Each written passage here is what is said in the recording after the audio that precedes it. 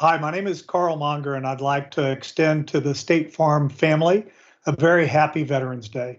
It's my honor to speak to you today on the behalf of veterans all around the country. This is a little bit about me. I served in the United States Army from 1983 to 1993.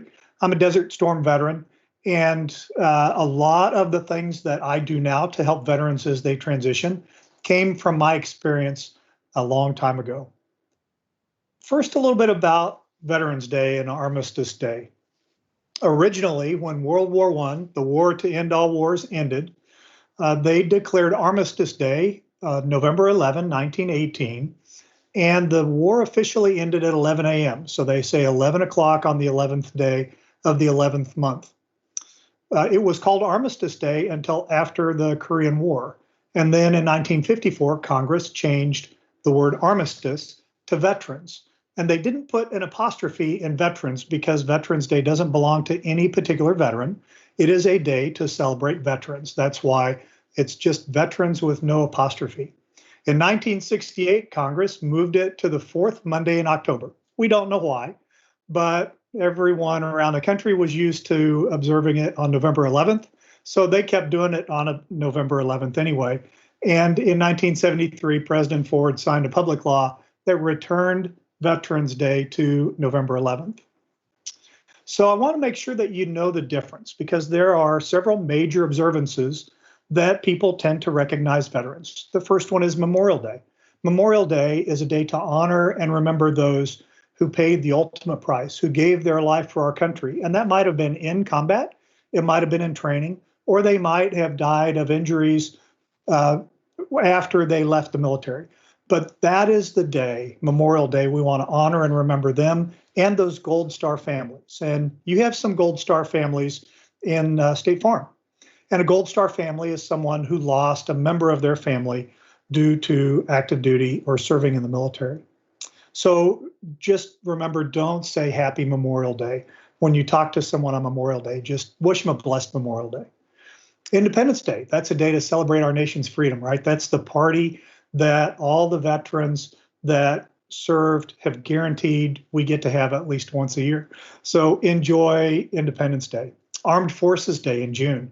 That is a day that we celebrate and recognize those who still wear the uniform. They might be in the reserves or they may be on active duty. And then finally, Veterans Day, which is what we're at today. Veterans Day honors those who served in, and I'm going to do this in the order of the branch of service as they were established. So first the Army, then the Marine Corps, then the Navy, then the Air Force, then the Coast Guard, and then finally Space Force. And it's interesting with the Coast Guard because it's officially part of the Department of Homeland Security, but when they deploy, sometimes they're attached to the Navy. So they are considered a branch of the military service and veterans. So who are our nation's veterans? About 19 million Americans, almost 7.5% of the population, are veterans. And the majority of them, almost half of them, are Army, followed by the Navy, and then the Air Force and the Marine Corps, and then the smaller branches after that. When you look at the ages of veterans, the vast majority of veterans are over the age of 40, has more of the older World War II and Vietnam, Korea War errands as they age.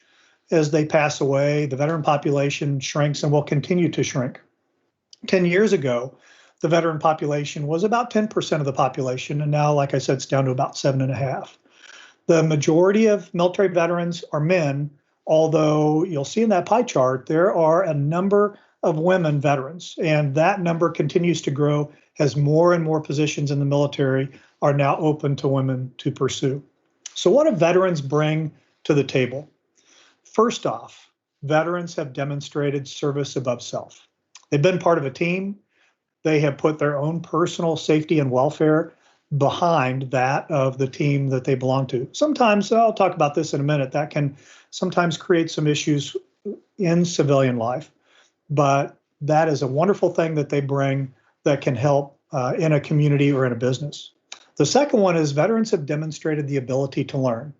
From day one, when you sign in with the military and you do that oath of enlistment, you start learning. They are cramming information into you, and the more you learn, the more rapidly you promote and the more successful you are in the military. So veterans have demonstrated the ability to learn. Veterans, believe it or not, have a very entrepreneurial mindset. When you think about problem solving, that's what the military does. When they go somewhere, if they have to um, conduct a military operation in a foreign country, when they get there, nothing is ever what they thought it would be before they go. So things change, which means you have to react. You have to assess, you have to find out what resources you have, and you have to reapply them. Now, in the military world, it's a lot easier sometimes to get those resources to solve the problems, but they go looking for those resources. There are a lot of veterans that own small businesses because of that entrepreneurial mindset. They've learned to solve problems. Veterans are task and performance oriented. They want to identify the things that need to be done, and then they want to knock them off that list. So veterans are very good at accomplishing things. And about 9% of US businesses today are owned by veterans. Earlier, I said 7.5%, that's total veteran population, but you got to remember there's a whole bunch of veterans there that are in the retired category. So in terms of percent of the population, veterans own businesses in a greater proportion to their percent of the population. So transition challenges. Everybody's heard about some of the issues that veterans face when they leave the military. It's very difficult to go from supporting and defending the Constitution, I would lay down my life for my brothers and sisters, to how do I make more money, or how do I get another contract, or it's a little bit of a disparity in their head that takes some time to work through. In the military, you have a very clear path to success. You can be, quite frankly, average non-commissioned officer or officer and serve 20 years and retire and have retirement income and health care for the rest of your life. That's a great model that the military has put together. And those veterans who take advantage of that have certainly earned it through their 20 plus years of service.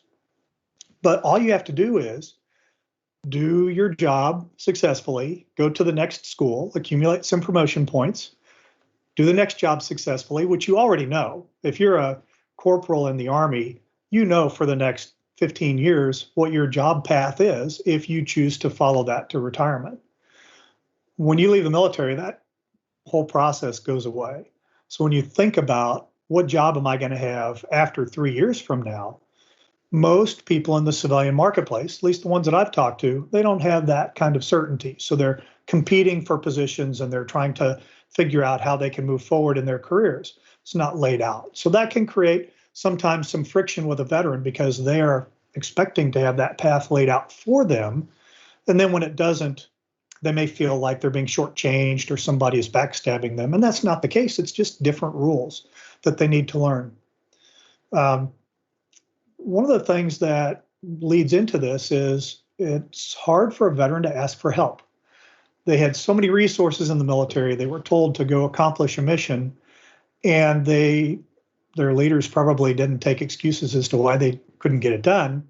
So a veteran may be less likely to come and say, hey, I'm really struggling with this, or I need some help over in this area, because they feel a sense of pride and they want to be able to do it on their own.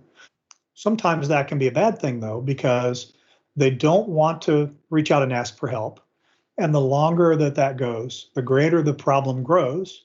And then it can become a significant issue that needs to be addressed. So for you veterans out there, don't hesitate. Ask for help. Just ask somebody for a little bit of advice. How do you get through something? Don't let that problem build and magnify. And then the last one of the transition challenges I'll talk about here is difficulty redefining purpose and mission. I talked earlier about supporting and defending the Constitution. I would lay down my life for my brother or sister.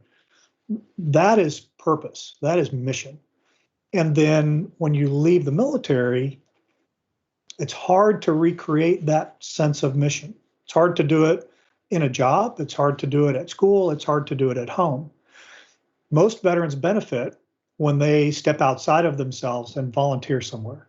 When you look at potentially your employment as the fuel that gives you the ability to pursue that next mission or purpose, whether you want to help animals or disenfranchised populations or you name it, that can become the passion and mission that your career helps to fund. So veterans think about it in those terms. So when you're looking around at people you know that may serve in the military, you may wonder, what can I look for? Or if you're a veteran looking in the mirror, what can I see that maybe would be a warning sign or that would say I need to get a little bit of help? Well, the first one is isolation. If a veteran is not talking to people, if they're not reaching out, if they're not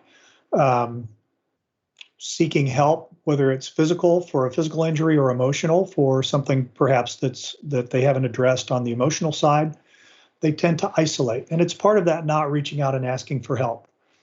Isolation is a bad thing because the way you heal is to tell your story. And the more that veterans tell their story, the more they heal. So if you see somebody that's starting to isolate, maybe you can ask them, hey, tell me about your military service. Tell me about your background. Just what's your story? The more they open up, the more at ease they feel, especially when they realize that you're not going to judge them. The second thing is self-medication. Veterans tend to self-medicate with alcohol and sometimes with harder substances. And sometimes they do this because it's difficult to get the appropriate level of care from some other organizations. So they take it upon themselves to try to do it. So if you see somebody that's doing that, if you see a buddy of yours that you know is a veteran and at 2 a.m. they're posting on Facebook, maybe they've been up a little too long partying and now they're not getting enough rest and they start a sequence of events that can create some other issues. So maybe there's an opportunity to try to redirect them to maybe a healthier activity. That lack of purpose that I talked about, if they're aimless, if they say, everything's just blah, that's a great indicator that they don't have a mission, they don't have purpose. And that makes everything gray. The colors are not vibrant, steak doesn't taste as great. If that lack of purpose is there, then their life has less meaning.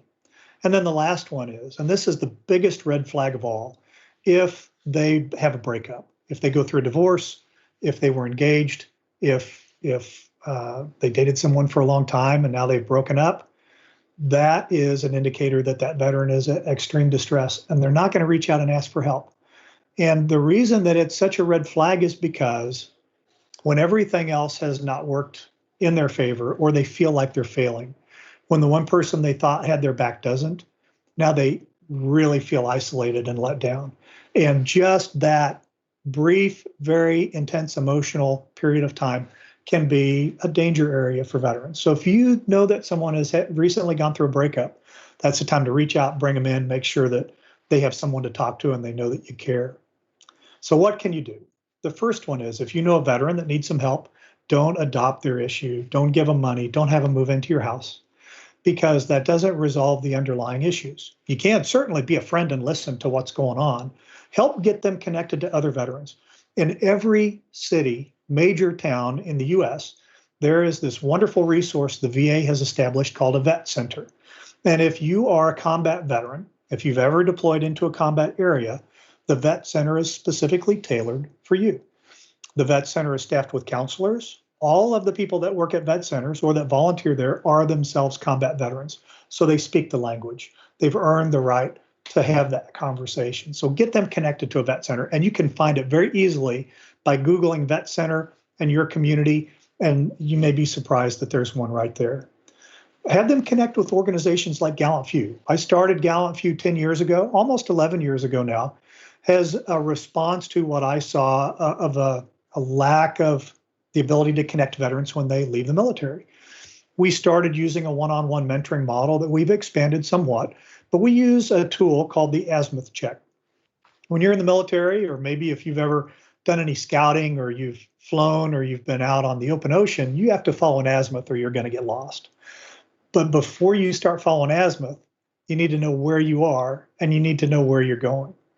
If you don't know where you're going and you just start, my favorite quote in the whole world, my friends get tired of hearing me say this, is the great baseball philosopher Yogi Berra. And he said, if you don't know where you're going, you'll probably end up someplace else. And what happens when you get to where you're going, you find out that someplace else is not where you wanted to be at all. So we use this process called the azimuth check to identify with that veteran, where are they today? Where are they going? And how can we get them on a correct azimuth to get them there? Our philosophy revolves around what we call the GallantFew STAR, and STAR stands for self-training and responsibility. We believe each of us has the ability to choose our response to any situation that's in front of us. But we have to train ourselves to do it. And the only person that can take on the responsibility for that training is ourselves. So that's the self-training part. There are 5 points of the GallantFew STAR. Each one is an area of functional fitness. And when I say functional fitness, you may think of CrossFit, or you may think of something that you do in the summertime so that when you ski in the wintertime, you don't get injured. That is functional physical fitness, and diet and nutrition is also a part of that. We call it fitness because you can measure it. We call it functional because we want you to learn, we want the veterans to learn things that can help them immediately start to move their fitness levels in a positive direction. The other areas, spiritual, functional spiritual fitness, that sense of purpose. It's feeling thankful for my life. It's being connected to others. Functional social fitness, it's understanding the responsible use of alcohol. It's understanding that there are chambers of commerce and Rotary clubs and employee resource groups that provide opportunities for non-alcohol focused activities that you can still make friends and develop relationships through. So understanding those things. And part of social is social media.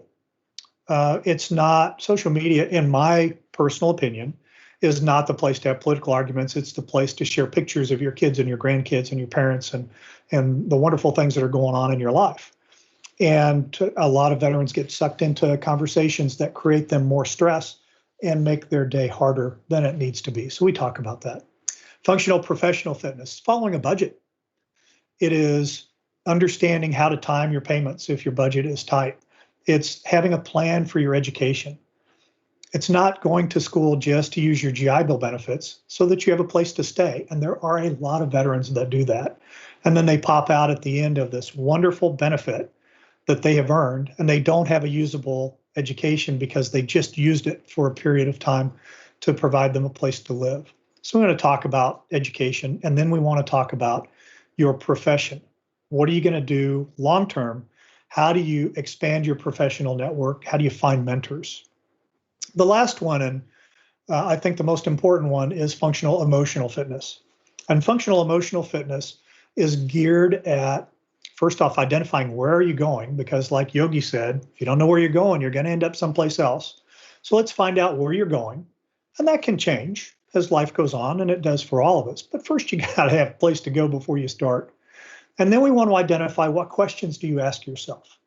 If you have smoked for a long time and you want to quit smoking and you stop, and then 2 weeks later you have this irresistible urge and you go buy a can of or a pack of cigarettes and you light up, then what happens? You beat yourself up. You say, why am I so weak? Why can't I kick this habit? What is wrong with me? The only way you can ever answer a why question always starts with the same word, and that word is because. Why can't I stop smoking? Because tobacco kept me alert in the military. Being alert kept me and my buddies alive. Therefore, yeah, I'll probably die of cancer, but at least I did it for my country. Your subconscious does this, and you may not even recognize that it does. So those why questions have to be stopped. They have to be interrupted.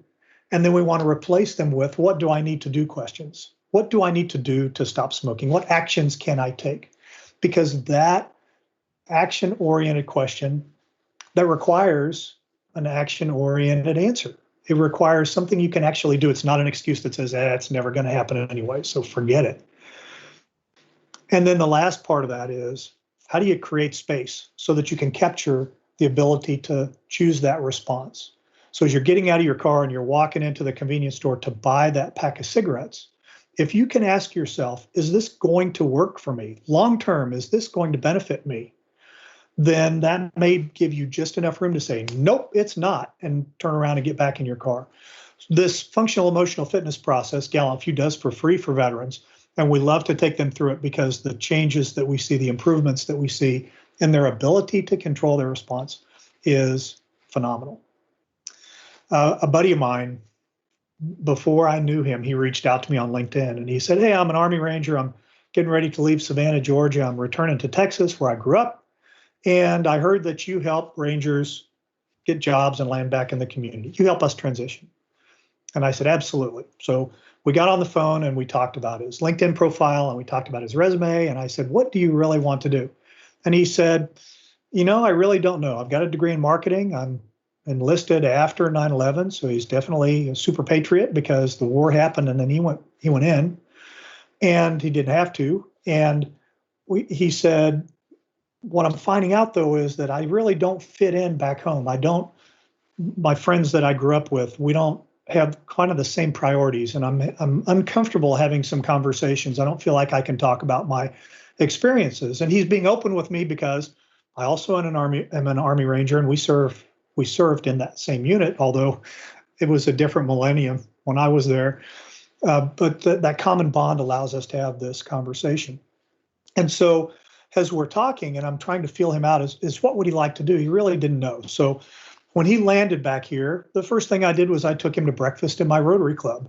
And then I took him to the local Chamber of Commerce luncheon. And then I took him to a Chamber of Commerce evening networking event. I started immediately introducing him to all of these people. And he's just come out of the military. He doesn't even know what a Chamber of Commerce or a Rotary Club is. And now all of a sudden he's meeting all of these people in business. Within a year, he had accepted a position to go to work for an insurance agent to start learning the business. And within a couple of years, then he bought his own agency, and he now owns his own State Farm agency. And I believe he employs 6 people. He is one of, I understand, the fastest growing State Farm agencies in the state of Texas, if not in the country. That, if I had not engaged with him, and I'm not taking credit for all of this, but if I had not engaged with him and he came back and he struggled and he didn't know who to talk to and he couldn't find any opportunities, then what would he have done? He may have decided to go back to school and use the GI Bill, but still not knowing what he really wants to do. So we created space, we created relationships, and we gave him the ability to explore opportunities in a safe network. And he will tell you that made all the difference to him. There's one last thing that I want to mention, and that is I want to recognize the military spouses, because to be a military spouse of an Army Ranger, for instance, to being a spouse of an unemployed person can be just as much of a shock for the spouse as it is for that veteran that's leaving the military. So we want to make a special effort to reach out to the spouses to let them know that we understand what they're going through. And if they want to have a conversation, we also can talk to them about functional emotional fitness and how they can move forward to identify some of their future objectives and purpose in their life. Again, my name is Karl Monger. I'm the executive director of GallantFew, which is a veteran serving nonprofit. I want to thank State Farm for the opportunity to talk to you and to say Happy Veterans Day. I have engaged with some State Farm folks, both here locally and around the country, and they have helped us as we build a veteran-focused employee resource group or military assistance group, I think some companies call. And their leadership in that has been very important to help it continue to grow. State Farm has a very vibrant veteran community. I know this from my friends that work at State Farm. And I want to thank you for your focus on helping veterans transition. I want to thank you for your focus on helping communities across the country, especially the veteran communities. And I want to challenge you to maybe look out for the spouses and see what you can also do to help get them connected. We have a saying, we say the power of one. One person can make a difference.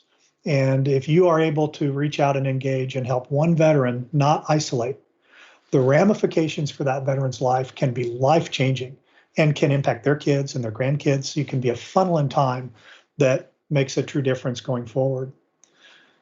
Again, Happy Veterans Day. State Farm, thank you so much. It's been an honor to speak to you today. Hi, I'm Tony Main, U.S. Army Major retired and director of GallantFew's The Darby Project and Patriot Challenge.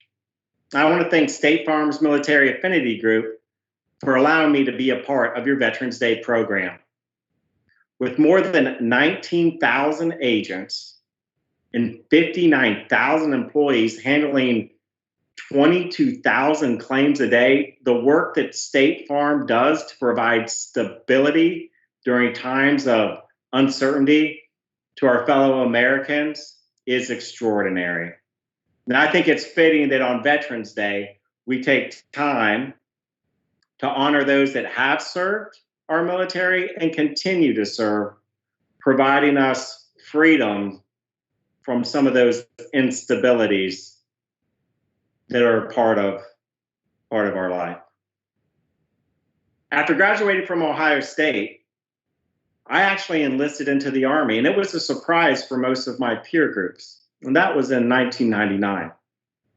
Little did I know that when I enlisted for the opportunity for adventure and excitement, that 2 years later, I would find myself dropping out of a perfectly good airplane into Afghanistan on October 19th, 2001, as part of the initial response to the terrorist attacks of 9/11. In 21 years since I enlisted, I can say my career has provided me fulfillment like no other industry would be able to. I currently have a job full of hope and purpose with GallantFew, helping other Rangers in their transition from active duty to the civilian sector. You know, veterans, we depart the military with a strong sense of duty. And we're in a results-oriented job. And that results-oriented jobs can take us overseas, multiple deployments away from our families, but the predictability that the military provides takes instability and makes it rather stable. However, when we transition, since it is something new, a new deployment we've never been on, with a new company that we've never worked for, we sometimes have that difficulty in integration. Well, luckily, I'm going to tell you about a program, Department of Defense Skill Bridge. And I think you'll be very impressed with what our government is doing to try to best assist our veterans in their transition. In 2019, with the passage of the National Defense Authorization Act, Congress directed that the military services would allow their service members up to 180 days or 6 months of time for a fellowship while in uniform before they separate from service. You heard that right. For 6 months, a service member can wear plain clothes and work free of charge with a business so that they can begin their integration into society. So they can kind of maybe strip some of the military jargon and military ways and spend time on active duty learning how to prepare for the business world or whatever career that they choose. The power for of this program for an organization like State Farm is almost immeasurable. The ability to take everyone from executive leaders in the military to first-time enlisters and provide them a place where they could train in their field before actually being hired. A try it before you buy it, if you will. And this program has been remarkably successful. I'm so passionate about it because I participated in one of these fellowships. Through the United States Special Operations Command, I was given 6 full months. They rewarded my 21 years of service with 6 months to work with GallantFew. So I learned the nonprofit sector. I've done more public speaking than I've ever felt comfortable doing. And I've been able to share my journey with other service members. I was able to move my family from Tampa to Columbus, Georgia, the home of Rangers, home of U.S. Army Ranger School and the 75th Ranger Regiment, to best help Rangers because of DoD Skill Bridge and transition fellowships. Like a good neighbor, GallantFew exists to assist military affinity groups such as State Farm in transition support.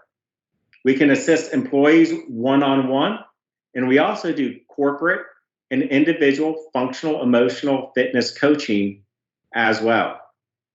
You know, every February we conduct Patriot Challenge, a great opportunity to advocate for veterans issues while also getting fit corporately by logging miles at any form of working out.